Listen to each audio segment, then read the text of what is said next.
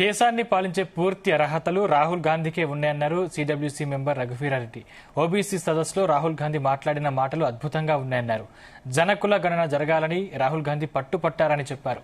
ఆలస్యం జనకుల గణన చేయాలని డిమాండ్ చేస్తున్నామన్నారు. రాహుల్ గాంధీకి అన్ని విషయాలపై సంపూర్ణమైన అవగాహన ఉందని తెలిపారు. అందరినీ సమానంగా విధంగా చేయాలి.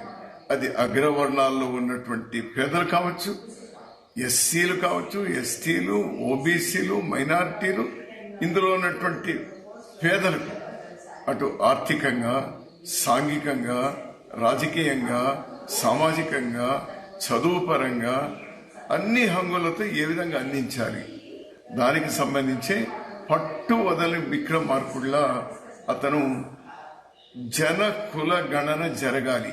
కేంద్ర ప్రభుత్వం కూడా దానికి అంగీకరించింది. కొద్దిగా ఆలస్యమైన తెలంగాణలో అద్భుతమైనటువంటి ప్రశ్నావళితో అక్కడ ఒక డేటా తీయడం జరిగింది.